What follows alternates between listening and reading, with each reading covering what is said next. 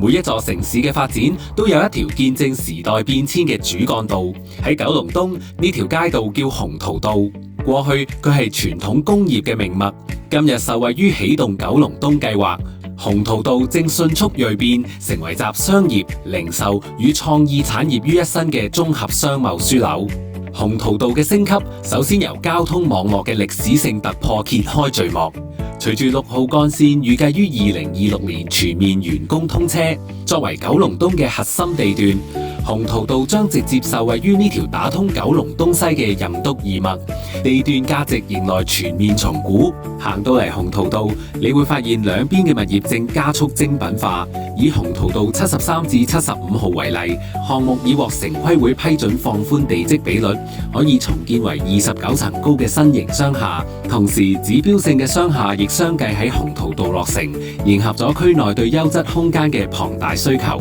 除咗全新甲級商廈，鴻圖道更保留咗極具彈性嘅空間選擇。透過活化工廈政策，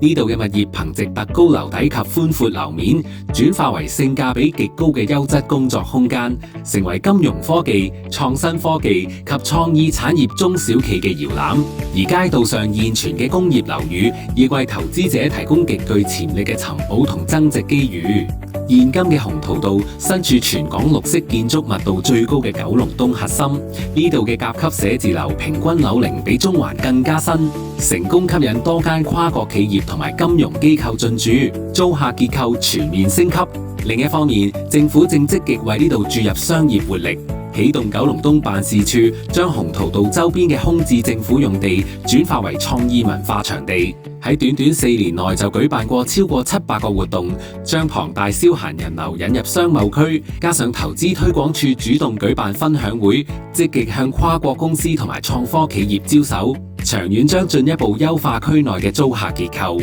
從大型基建步入收成期，到官方積極引進企業，鴻圖道正處於新舊交替嘅黃金升級期。對於具備長遠眼光嘅投資者同埋實力用家嚟講，而家正係佈局呢條九龍東黃金大道嘅最佳時機。想了解更多鴻圖道嘅獨家工商鋪資訊同埋物業估值，歡迎聯絡美聯工商鋪專業團隊。